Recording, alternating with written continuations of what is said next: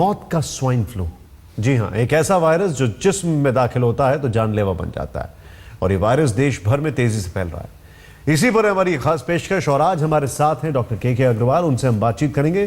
Doctor Agarwal, स्वागत है आपका। लेकिन उससे पहले हमारे दर्शक ये समझ लें कि स्वाइन फ्लू देश के लिए बड़ा खतरा बन चुका है। देश की राजधानी दिल्ली में स्वाइन फ्लू के मरीजों से अस्पताल पटे पड़े हैं। मरीज दूर दूर तक भटक के जा रहे हैं। तो राजस्थान से लेकर गुजरात तक, मध्य प्रदेश से हिमाचल तक और हिमाचल से हरियाणा तक स्वाइन फ्लू के मरीजों की तादाद बढ़ती जा रही है। स्वाइन फ्लू से मौत का आंकड़ा रात और दिन के बीच बदल रहा है।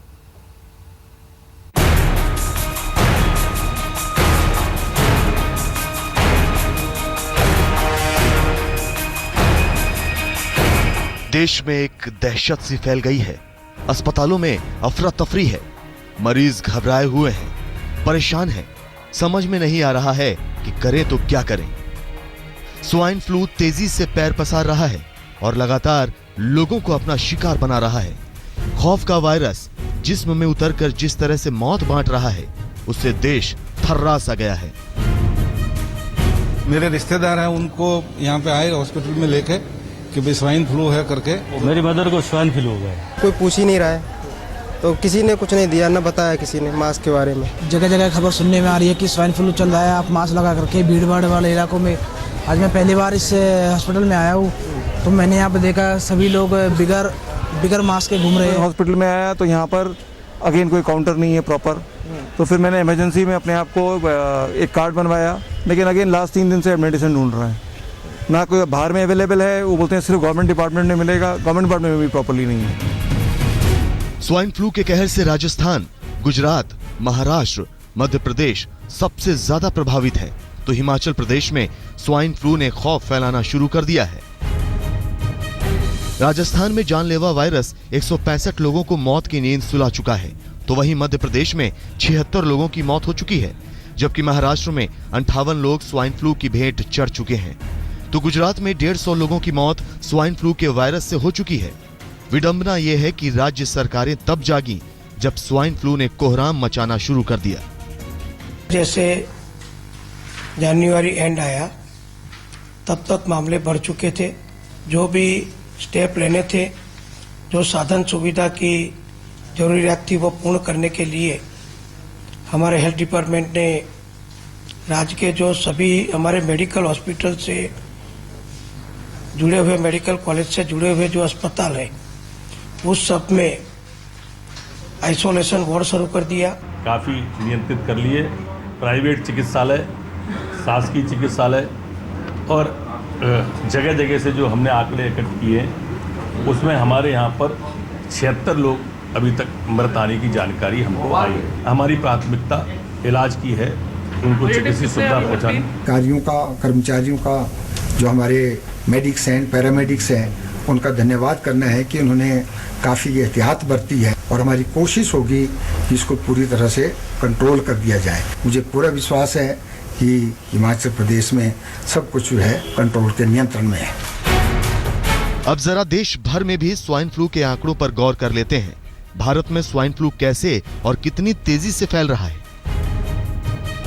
इस साल 15 फरवरी तक 585 लोगों की स्वाइन फ्लू से मौत हो चुकी है।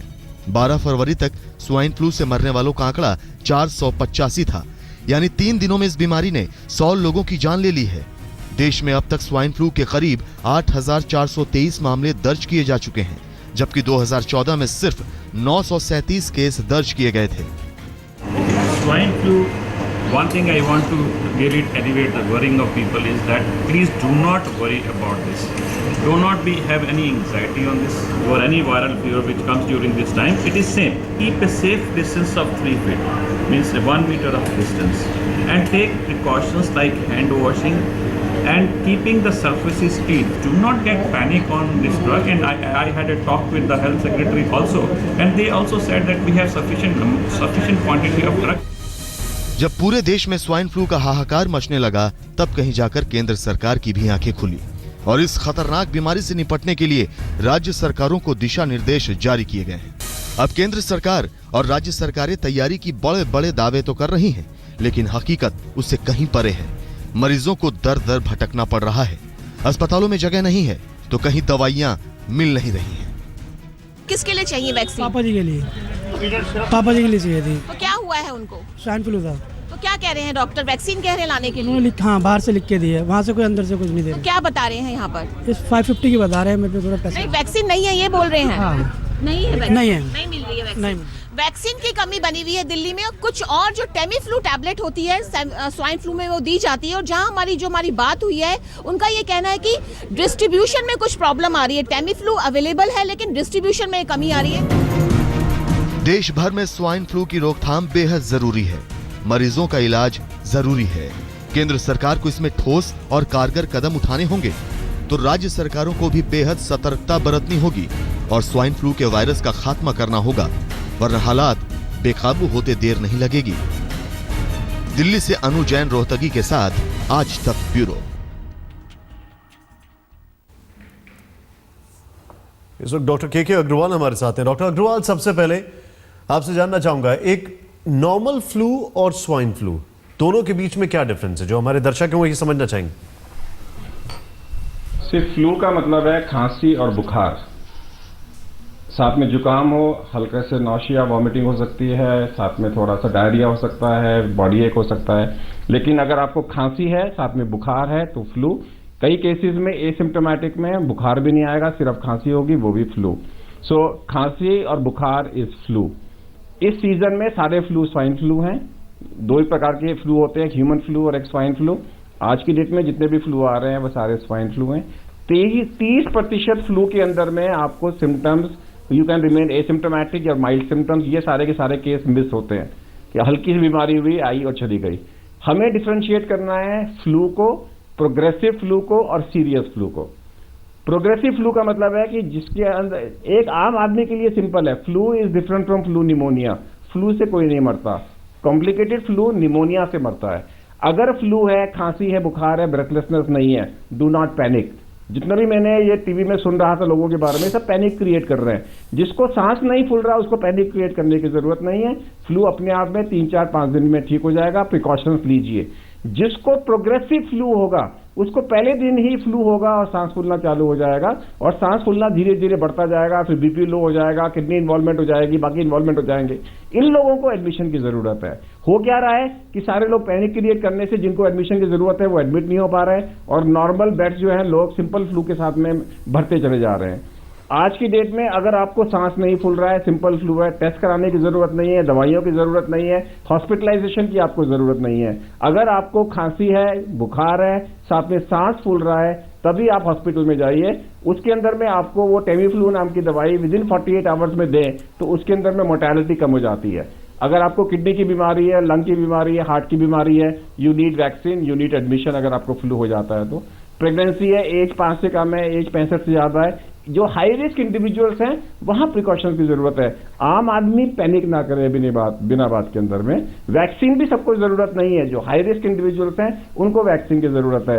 आज की डेट में क्या होगा, अगर आप पैनिक क्रिएट करेंगे, अननेसेसरी रैशनलाइजेशन ऑफ इन्वेस्टिगेशंस नहीं होगा, रैशनलाइजेशन ऑफ ट्रीटमेंट नहीं होगा, रैशनलाइजेशन ऑफ हॉस्पिटलाइजेशन नहीं होगा, अननेसेसरी एक्सपेंस होंगे, गरीब आदमी का घर बिक जाएगा, होना कुछ नहीं, बीमारी अपने आप से ठीक होनी है। लेकिन याद रखिए, अगर आपको खांसी के साथ में बुखार है और प्रोग्रेसिव ब्रेथलेसनेस है, सांस फूल रहा है, हर घंटे लग रहा है आपका सांस ज्यादा फूल रहा है, इमीडिएट अटेंशन की जरूरत है। बाकी लोगों को चिंता करने की जरूरत नहीं है।